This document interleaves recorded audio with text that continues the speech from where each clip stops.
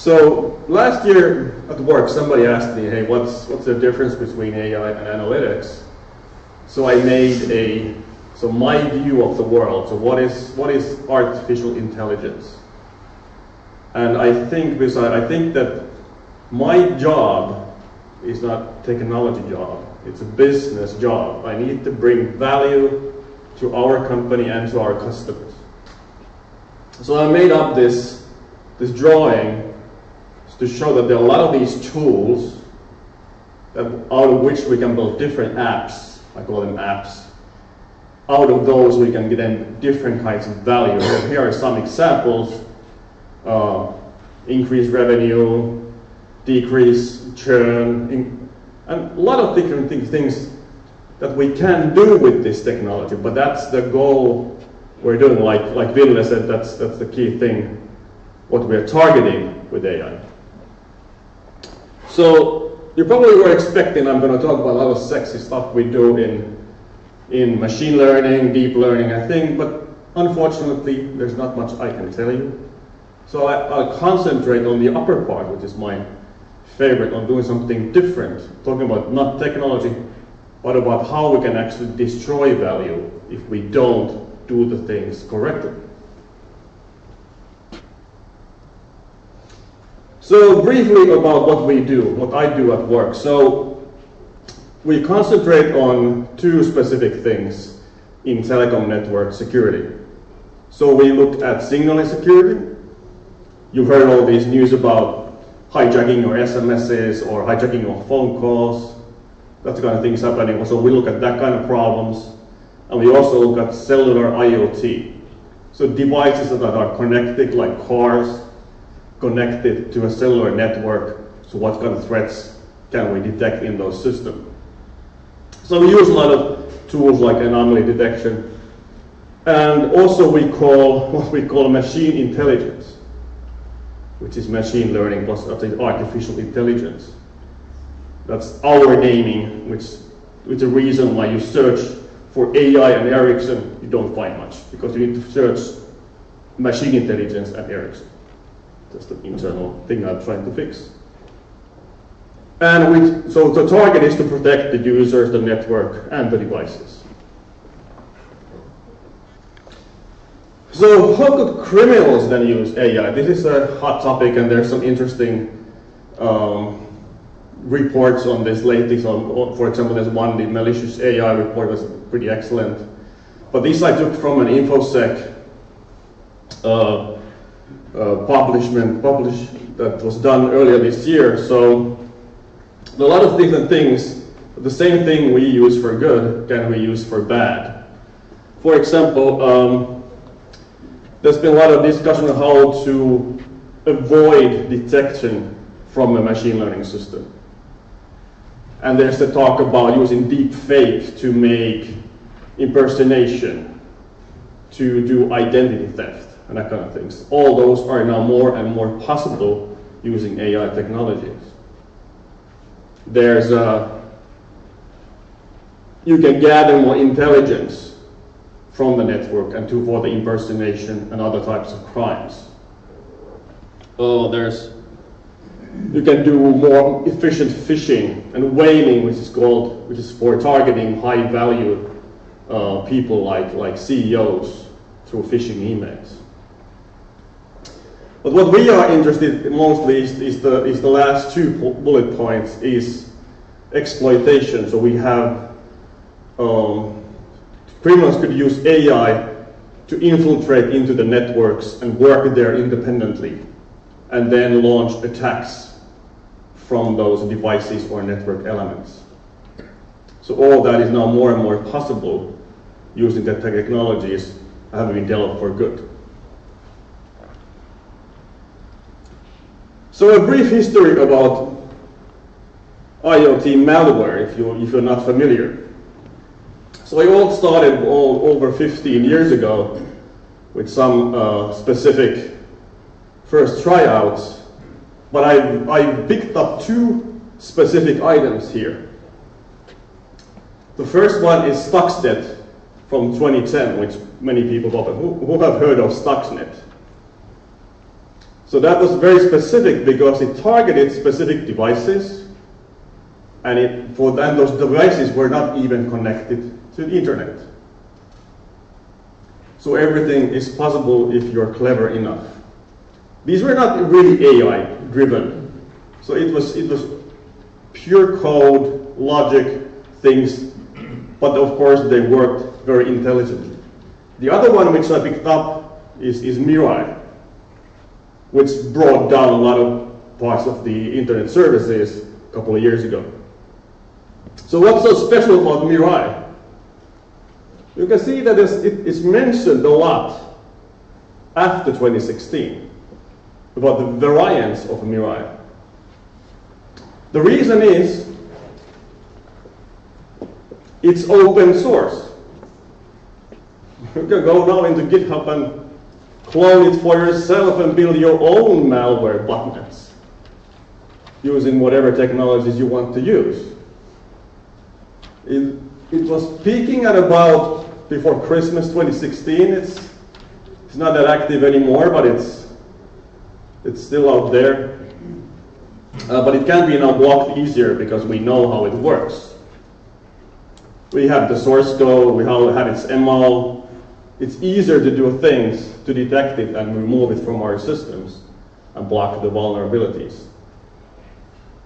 But another thing is that it sort of looks like an intelligent thing. It's a logic, so it scans for victims, it reports those victims to a server, and then a loader then infects the device, and then it's up for use later to do attacks on other systems. So one of the attacks they used 120,000 devices to attack the name servers that brought down some of the big name services in the internet. So what we still haven't seen, it might be out there, really AI-driven botnets.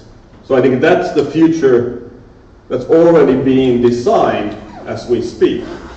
So there are new variants of malware that uses deep learning for different kind of things.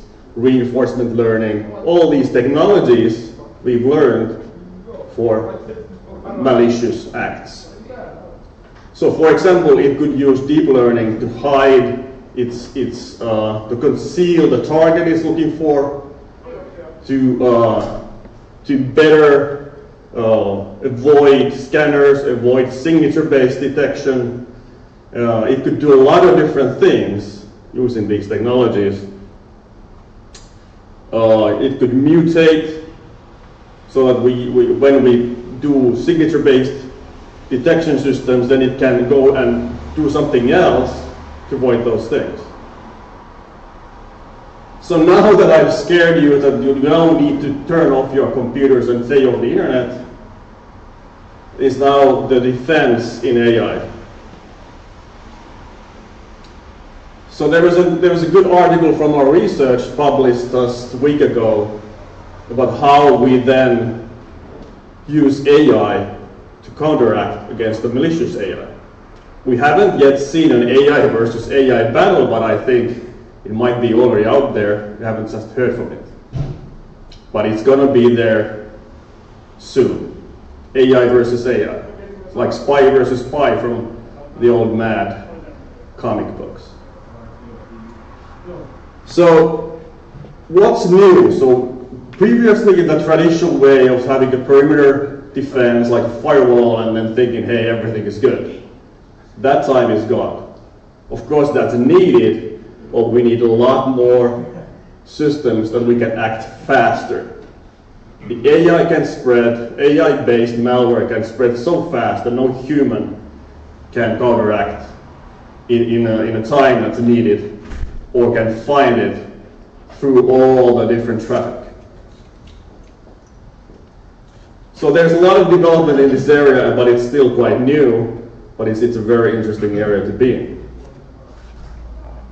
So it's a good article. It's about confidential computing and all the different interesting stuff. I urge you to read it. So now I'm going a little bit into into the topic of today, which is about metrics and cost. So how do the things that we associate, we do algorithms, we have metrics, but we also need to think about the cost involved. So typical metric is accuracy. So it's the amount of things we got correct. For example, in my case, positive outcomes are we have identified threats. So we found an attack. We found somebody that got into our system or tried to get into our system. And then there's those things that are just normal traffic. So how good of a metric is it actually? I think the problem in our world is not the amount of data. So we have data, we have lots of data. We have too much data. So we could have gigabytes, terabytes, or even petabytes of data per day. So it's not the amount of data that's the problem. It's the problem is there's a lot of traffic. And like I said, there's so much attacks ongoing, it's like background radiation. It's all the time there, but the things we are really looking for is the new kind of things, new kind of unknown attacks. They are a very, very small part of all that traffic's out there. So what does this mean to the metrics? So I'll take an example. We'll take a small operator with like 1 million subs, and we say we measure or we get an event from every subscriber once an hour. So we get 1 million events an hour. So what if we find one threat? And in this example, the accuracy is 99.8%. You can go, hey, I'm a Gaggle champion. I just won the competition. It's like over 100%. But is that actually a good metric, and what does it entail in the things we do? So we found one threat. Or did we? We actually didn't find one threat. We got 1,001 events, out of which one is a threat. So which means we have to go through 1,000 events an hour by a expert in the SOC to find out, hey, which one of these 1,000 events was a real threat. Why only 1,000? Why not 2,000? No, it's just an example. What is this positive, negative, and positive? What is the difference between these like false negatives? Yeah, I'll show you. So in this table we have, this is just an example, just to point out, so if we have an algorithm that gets this kind of results, so we have predicted that we have 1,001 threats, and we have predicted that we have over 1 million events that are not attacks. So those are our predictions. So the predicted positives are the threats, predicting negatives are the not threats. Normal traffic, nothing happened. But actual ones are such that we have one real threat and over 1 million that are not threats. Oh no, sorry, 1,000 real threats and 1 million not threats. So the false negatives are the ones in the lower left corner. So those are the ones we didn't find. So we categorize them as not threats, but they are really threats. And false positives are those which we categorized as threats, but are not really threats. So this is an example to show how with the metrics we can see what kind of costs it derives for us. So the false positives in this case are 1,000, which means we need a lot of work to go through those things to find out which one of them was the real threat. even though we had almost 100% accuracy.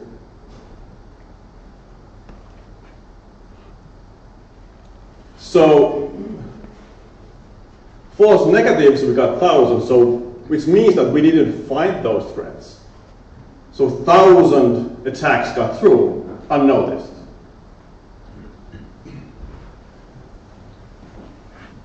So this means there's a lot of work needed afterwards to clean up the systems because those got through. But I still don't understand because 1,000 from million is 1%. And no one 1,000 from million is 0.1%. Okay, yes. Okay, 1,000 from million is 0.1. Yes. And this positive and negative actually, okay, but I still don't understand. I'm sorry. Yeah, so the accuracy is we have, let me show here. So we correctly identified one threat.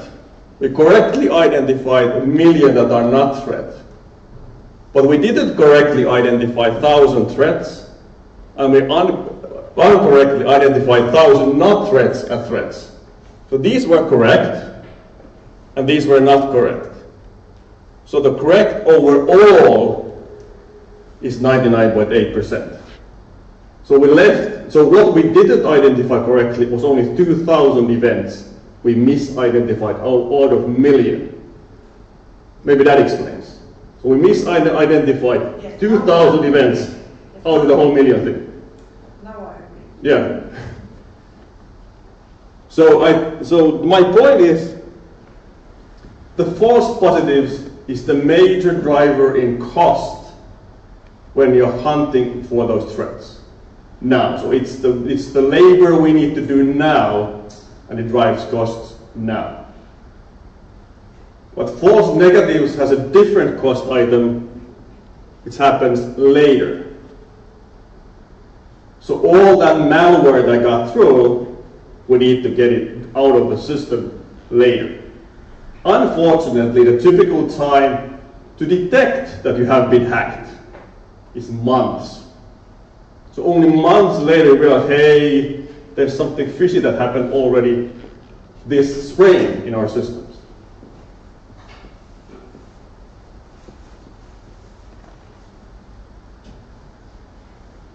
So there are better metrics which will show was our algorithm good or not. So these are, for example, precision, which means how well did we identify the threats from all those that we identified. How well did we find the real threats among all those we identified as threats. And then another one is recall or sensitivity. It means how well did we find the threats among all those threats? How many of the real threats did we find? So the vision is like this row, and the recall is like this column. That's typically how I think about it. There's also quite a good picture in Wikipedia about thinking about this in another way. So there's a lot of metrics which you can use, but you have to have the correct metrics for your business case and understand the associated costs.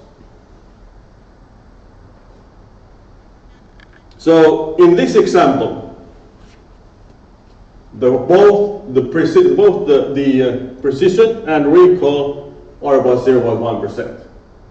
So those metrics now tell us we don't have a very good algorithm for this specific use case. So I made another example. So we tune our algorithm and we can find more threats.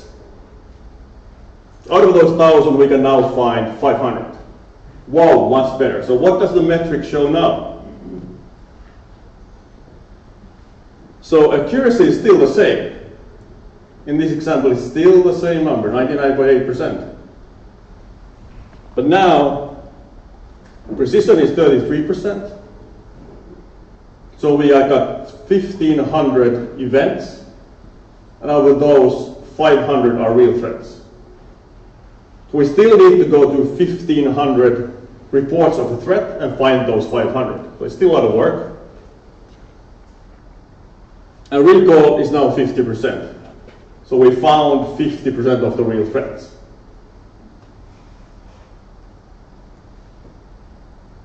And there's another metric is called F1, which is the harmonic mean of both precision and recall. This is good if you need to balance those both. So if you can't choose one or the other, then you can combine them into a single score. So if you care about both, if you care about threats being hunted now and threats going through, then you can use the F1 score to see if your algorithm is good or not. So in the first case, the F1 is 0.1%, which tells is bad. And the second case, it's about 40%. So it's okay-ish. So it gives an insight how good your algorithm is for this balanced look on the threat landscape. There are others like area under curve. So if you have a tunable algorithm where you can tune a threshold and then you can see balance between those both, then there are other metrics which are good for that use case, which can use in a different business case. So I'll briefly go into also automation. So what if we would have automated this whole thing? We have an AI that acts according to an algorithm. What would happen? What's the cost then? Okay, so our AI, hey, I got 1,000 threats, I'll close all these subscriptions, and then what do you get? These 1,000 subscribers, hey, my cell phone doesn't work anymore. They call the customer service, hey, why did you close my connection? I'm on Facebook, I need to get on Facebook. So we get a cost in a different way. So automation drove the cost to a different place.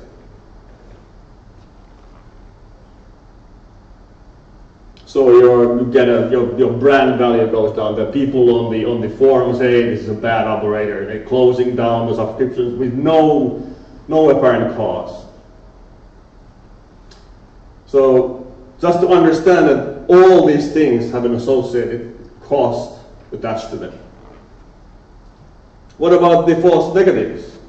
We can't automate them. We don't know about them. They just got through.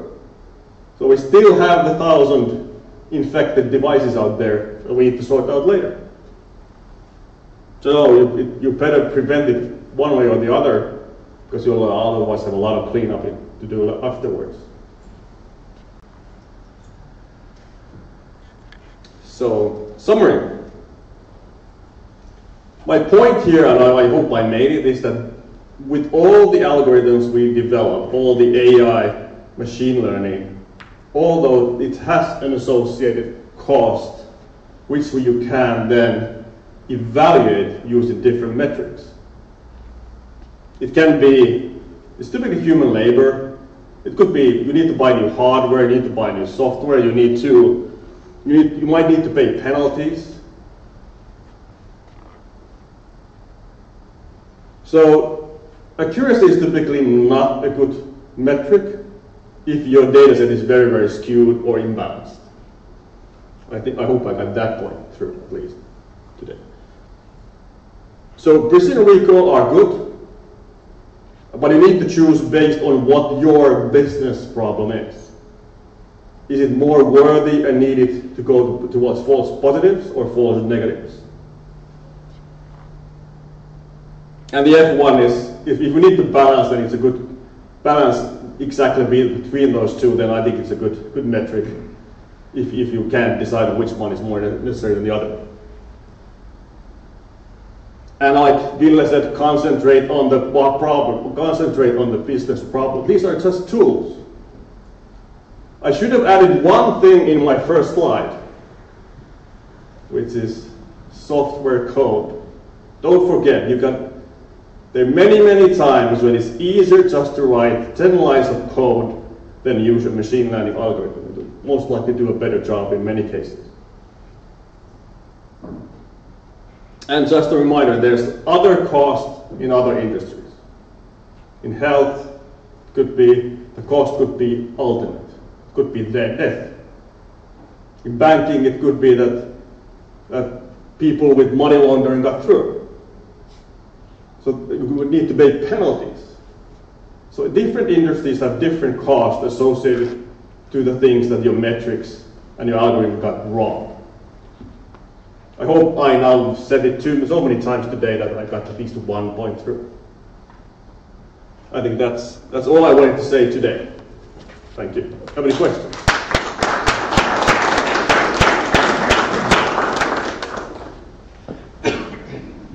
Any questions? Here you use the one score. You could think that it's like equally balanced on the precision and recall. So can you easily associate cost with polling recall, polling accuracy, so that you can have a weighted average? Oh yeah, that's a good point. Yeah, I haven't thought about it, but it's a good idea. So they have the weighted average, and that's a good point. Yeah. Any further questions? What is a bootcamp average? I think if it's fairly balanced, because then the false negatives, false positives are more equally distributed to both classes. Because now here you can see that the false negatives, its ratio to the true positives is so much bigger than to the true negatives.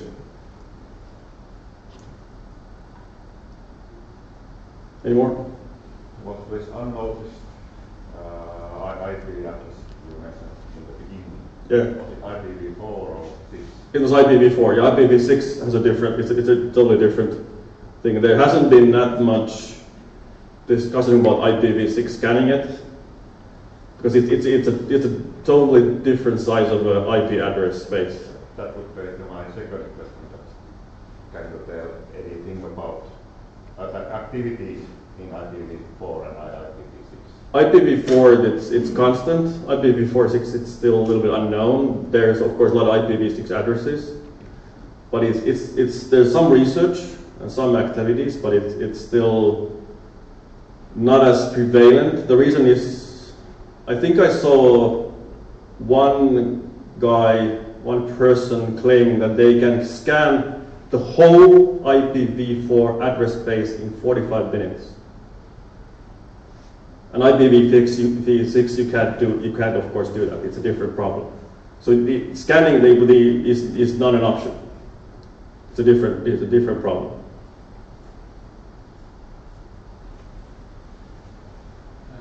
Thanks, Harri. So could you go back to the contingency matrix?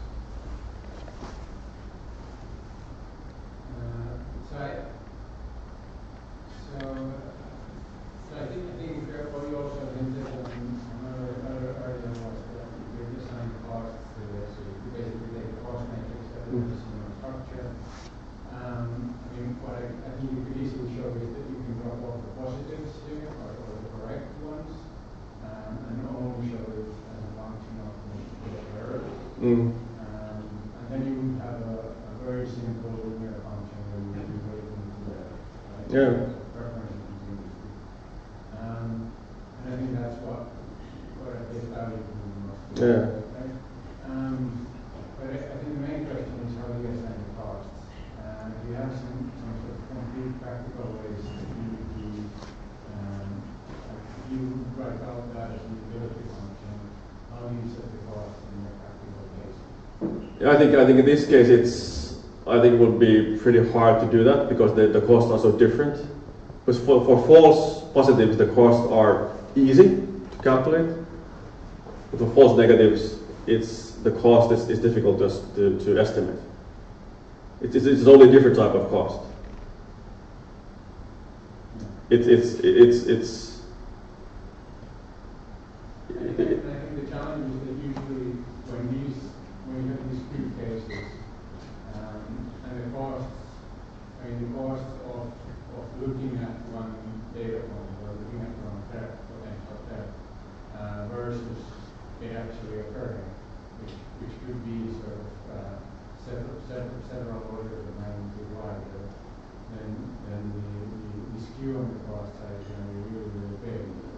putting a number on whether it's 1 million times bigger or 1 billion times bigger, it's going to be challenging to get out of a business person, right?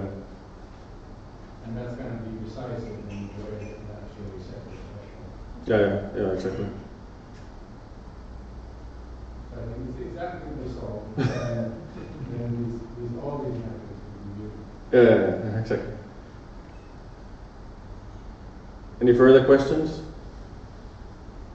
How do you always get the number of this false? This bottom left. Yeah, that's You don't necessarily know that you had a false. Well, it's not, of course, in real life you don't know. But you can use a lot of simulated data and then train your algorithm based on those simulations. You would know. You can simulate attacks, and if you can test new attacks, and then you can then know. Of course, in real life you don't know how many false negatives you have. But there's a lot of simulated scenarios, simulated data sets that you can use to test your algorithm. Anything more?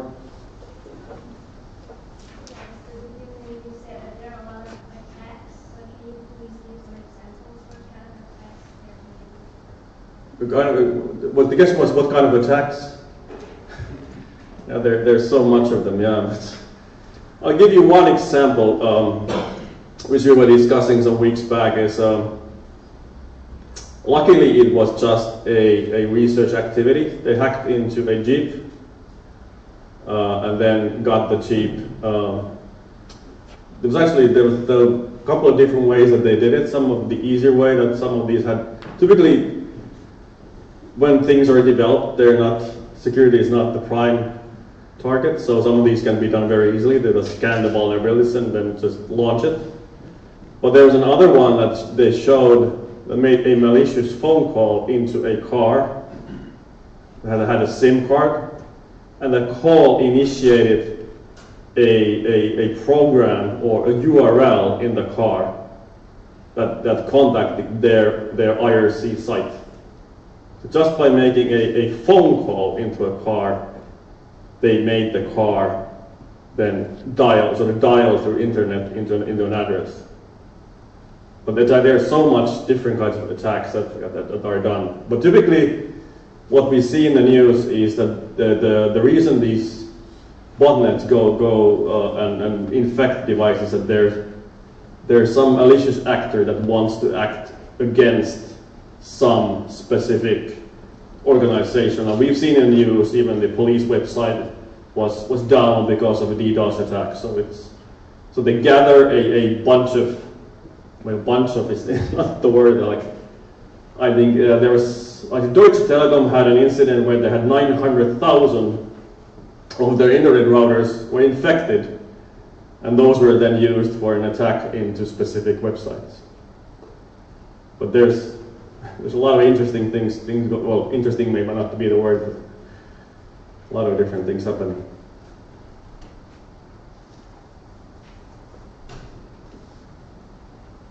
Okay, thank you, Harri. Oh, thank you.